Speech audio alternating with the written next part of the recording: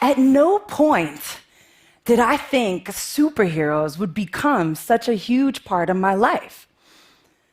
As a kid, I looked at them and I saw everything I wasn't. They had big muscles, supermodel good looks, and phenomenal cosmic powers. And me?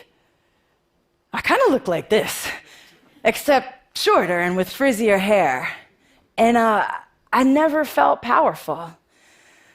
I was always just one big ball of nervous, soft energy, and superheroes, much like the bullies at school, didn't seem to have a lot of room for that, for me. So I stayed away. And besides, who needs superheroes when you're surrounded by Puerto Rican women from the Bronx? My tias were cops and paramedics. My abuelas were seamstresses and sold jewelry up the street. And my mom got her master's degree in education and taught kindergarten in New York City public schools for over 30 years. So my superheroes were sitting around the dinner table with me. And I don't know how much time you've spent with Puerto Rican women from the Bronx, but we're also some of the world's greatest storytellers. And I'd sit there at my grandmother's dining room table and I'd listen to the women in my family tell these wild, rambunctious tales about navigating their lives in the Bronx. And I wanted to be them so bad, but I wasn't tough like them either. So mostly I listened and I soaked it in. And I found myself gravitating to the soft threads in their stories. And I wrote those down. The funny, the goofy, the gentle, those were my the storytelling. So much so that I wrote a young adult novel called Juliet Takes a Breath, about a chubby, queer Puerto Rican girl from the Bronx navigating sexuality, family, and identity. And on the strength of Juliet, Marvel Comics tapped me to write the solo series for their first ever Latina lesbian superhero, America Chavez.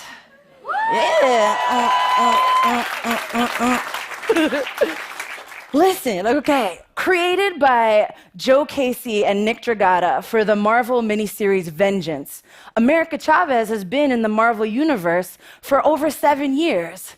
She's tough, Latina, and she's so strong that she can punch portals into other dimensions. I know, right? And people were so excited because finally someone who shared her identities, queer and Latina, would be writing her story. And I saw that, right? And also when I looked at America, I saw a young Latina in survival mode. See, because her moms had sacrificed themselves to the universe when she was a kid, and she'd been on her own ever since. No wonder she had to be tough. And that link of having to be tough, that rested heavy with me. Like I said, I'm from the Bronx, and the Bronx is tough. Tough like walking past sidewalk memorials and dodging cop towers on your way to the train type of tough. When stuff happens that's bad, people are like, yo, you gotta keep it moving, you gotta keep trucking, don't cry, don't let it get to you. And my mom and my tias and my abuelas, I never saw them take a moment to rest or to invest in self-care. And their soft, it never left the house. And so that was the first thing that I wanted to give to America, the thing that I wished I'd been able to give to my abuelas and my tias, the thing that I'm trying to give to my mom now, permission to be soft.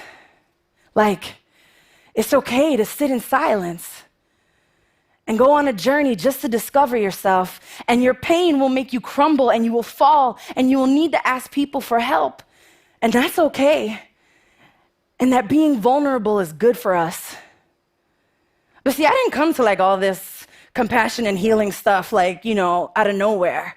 And so when it came to America's story, I wanted to give her the space to be human, to mess up, and to find soft on her own. So she kind of had to quit her day job. You know what I'm saying? I had to give her a superhero sabbatical. And the first thing I did was enroll her in Justice Sonia Sotomayor University. Because where else would she feel safe and represented and liberated but a university dedicated to the first Puerto Rican woman nominated to the Supreme Court of the United States? And her first class is Intergalactic Revolutionaries and You. And America is so excited. She's ready to show off her strength. She's ready to show off her portal punching skills. And I stripped that safety net from her right away. And I limited her powers, and I changed up her location and shook up her world, because that is what college is like, especially if you're alone. But I didn't want America to be alone for long.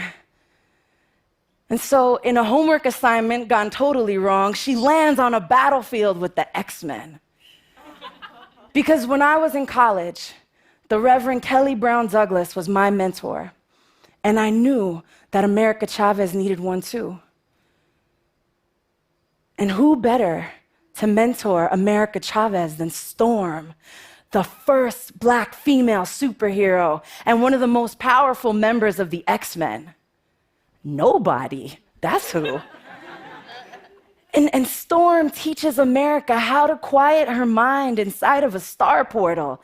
And when America quiets her mind, she opens up the dimensions. And in that silence, she can listen for anything and anyone. And no one has ever offered her silence and deep reflection as a way to be powerful. And at first, she rejects it. But with Storm's encouragement, it clicks. And America quiets the world around her. And she leans into a deep vulnerability. I mean, her and Storm even hug. I know. And that's because my mentors loved me enough to encourage me to investigate myself and my ancestors. And when you're 19, how do you even know what that means? I didn't learn about the history of my people in college. I learned about the history of my people sitting on my grandmother's lap when she pulled out the photo album and she named everyone that was here and everyone still left on the island. So obviously, I had to crash land a grandma on America Chavez. And not just any grandma, a big, strong luchador grandma. One that loved her enough to take her to the ancestral plane, where America Chavez could see the history of her people play out in the skies above. And America gets to see Planeta Fuertona, the birth planet of her grandmother. And she sees it get invaded, and she sees her grandmother and her mom flee. And she also sees the joy that they experience when their new homeland accepts them openly and offers them tremendous care. She gets to see great pain met with even greater compassion. And that's right alongside the tremendous strength of her family. And so everywhere that I could, right, I wrote her little love notes for her and for all the other queer kids of color trying to be magnificent. Like when you lose yourself, dig deep into your ancestry because you will find the pieces there.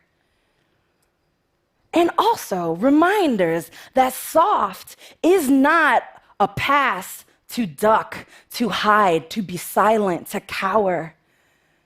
Soft is also a push to hold ourselves accountable.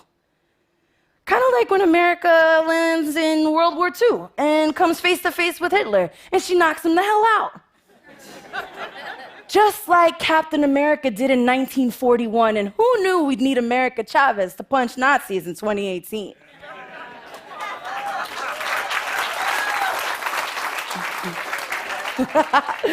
And even that justified act kind of wrecks her a little bit. So I made sure that she linked up with her best friend and they talk feelings and they go on a road trip and they sing Just a Girl by No Doubt at the top of their lungs. And when Midas, a sinister corporation, takes control of Sotomayor, threatens to ban portals, and almost kills America,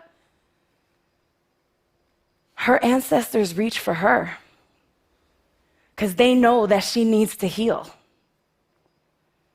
And it is that burst of care, that healing, that gives her the fuel to defeat Midas and reclaim herself.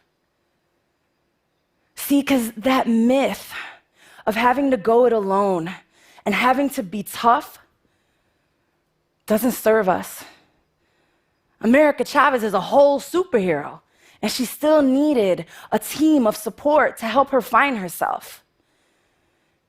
And she needed that gentleness, the type of gentleness that is rooted in compassion and still very much invested in justice and liberation.